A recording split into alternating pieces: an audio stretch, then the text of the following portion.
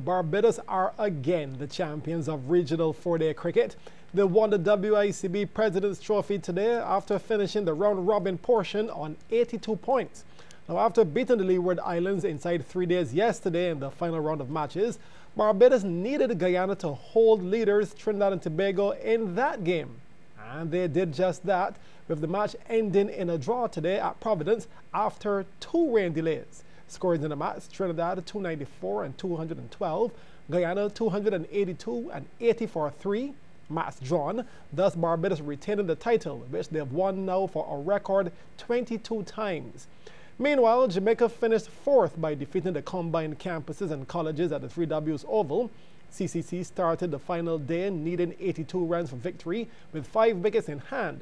However, John Campbell finished with 4 for 17 as the Jamaicans bowled out their opponents for 177. Scores in that game: Jamaica 182 and 215, CCC 161 and 177. Jamaica winning by 59 runs.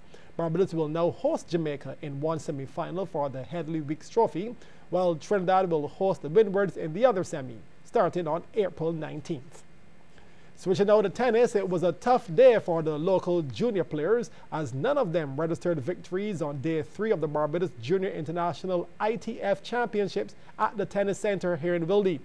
Among those taken to the court for the Bajans was Dylan Hall, who took on the tournament's number 4 player, Great Britain's Charlie Riddott. CBC's Anne-Marie Burke reports. After not gaining a win on court all day, Bajan hopes were rested on Dylan Hall in the black shirt as he took on Great Britain's Charlie Riddott. Riddott, the more experienced player, being well ranked, had already taken the first set at 6-1, but Hall fought back in the second and with plays like this drop shot took the upper hand. Riddott seemed to get a bit complacent against his opponent, missing this easy return.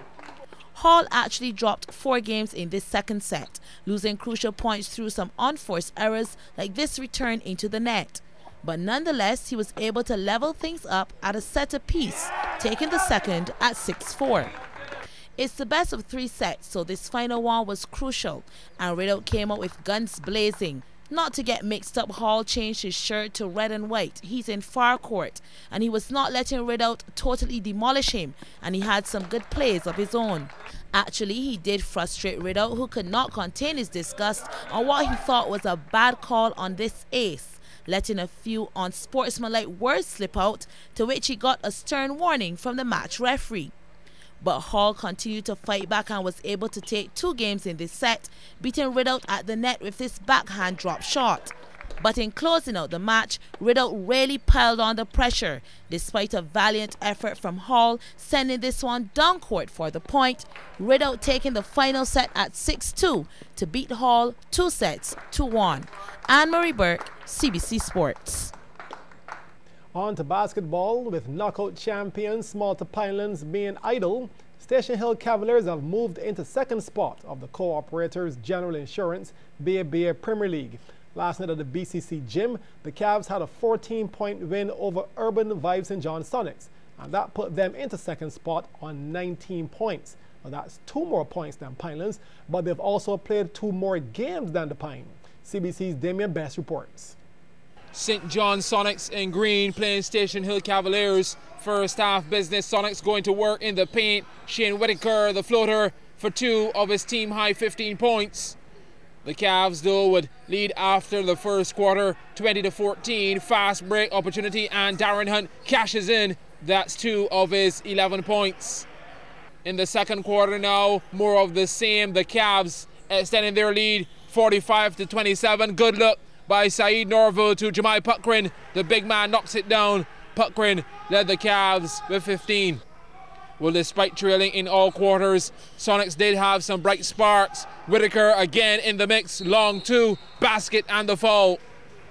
But the Cavs always had an answer. Puckrin, open look at 2. That's money. In the third quarter now, as the team switched sides, Cavs came out the gate flying. A dagger from distance. Jason Smith, nothing but net. Sonics did manage to score 15 points in the third, the same as the Cavs. Nice bounce pass to Dwayne Kelman. He had 12. Then off the missed jumper, Kelman cleans up the mess for 2 more.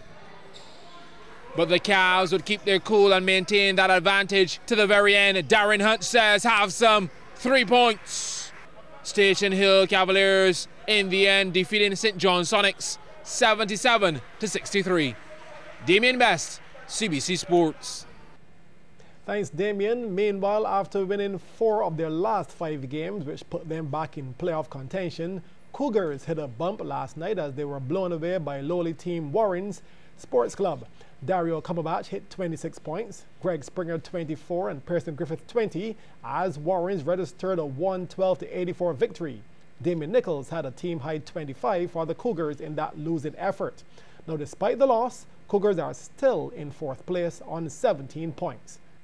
Clayton's Colatonic Notre Dame inflicted a 2-1 defeat on Magnum Darrells Road in the Digicel BFA Premier League at the Empire Ground last night. Zico Edmey put the Dames up in the 24th minute, but Ricardo Coward equalized for Darrells Road in the 44th. It was then in the 90th that Edmey slotted home again, giving Dames the win and leaving Darrells Road at the bottom of the standings. Meanwhile, in the other results, Weymouth Wales and Pinelands played to a 1-1 draw, while it was a goalless game between leaders Pride of Gall Hill and Pharmaceutical Plus Cosmos. The 27th annual Barbados Cup was kicked off yesterday with the opening ceremony at the National Stadium. The 60 teams on parade, including 8 from neighboring Trinidad and Tobago, will be on the field at venues across the island for the next 5 days. Acting Director of Sports at the National Sports Council, Neil Murrell, says the growth of this year's tournament, or of this tournament, has aided in the success of the youth footballers on the island, especially the national under-17 team. We have had outstanding players who have been developed through this tournament. Friendships have been made, and all the countries who have participated have made great strides because of this tournament. None more so than the Barbados under-17 team, who over the last 2 years have made great strides in their junior tournament because of the direct influence of the Barbados Cup. Previous to that, they would not have done as well as they would have done. But in meeting some of the players that they were already encountered at the Barbados Cup, when they went on to a higher level, they were able to understand who they were up against and they were able to perform well. And that can be said also of all the teams. Now, following that opening ceremony, there was an exhibition game between a Barbados women's side and one from Trinidad and Tobago. It wasn't a flood of goals, but the Bajan girls did just enough to win. They took it 1-0. Competition started today in the overall competition, and it will continue every day until the finals on Friday. On to polo, a team going by the name of At Least 24 Feet are the winners of the Digicel 4 Quarters polo tournament. They beat the 4 Quarters team 4-3 in the final at Apes Hill. CBC's Marcia Boyce reports. The 4 Quarters team had the chance to take the lead early in the first chukker after being awarded a penalty about 40 yards out, but the shot from Joe Arbor was just wide. But a second chance to open the scoring came just minutes later. Jake Bailey driving toward goal, putting 4 Quarters ahead. They carried that 1-0 lead into the second chukker. But it was midway through that period when the At Least 24 Feet team would equalize. Tom Morley playing it forward for Emil Arbor to get on the end of it. It remained 1-1 at the end of the second chukker. We're into the third. At Least 24 Feet on the search for another goal to take their first lead of the game. Morley cut out initially by Bailey, but he hung back and managed to tap it in for the goal. At Least 24 Feet now up 2-1. But with less than a minute remaining in the third chukker, 4 Quarters would draw level. Joe Arbor chipping over the crowd for the goal, so the score was locked at 2-2 heading into the final chukker. Just seconds into the fourth, Morley wasted no time picking up his second goal of the game, scoring from way out, virtually halfway up the field to put At Least 24 Feet up 3-2. The equalizer from 4 Quarters was almost as impressive, coming seconds later. Richard Lepore looking for the goal with a long-range shot. Bailey would tap it in for his second of the match, and they were back level at 3-3. And what would turn out to be the winning goal would come off the very next possession. Morley playing it ahead for Emile Amber to put it away. The final score in this one, 4-3 to at least 24 feet over 4 quarters. Marcia Boyce, CBC Sports.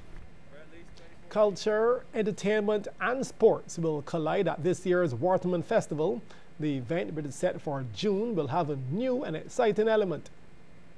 The T-shirt carnival that will start at Top Rock and go down to Bay Street. That's on June 9th.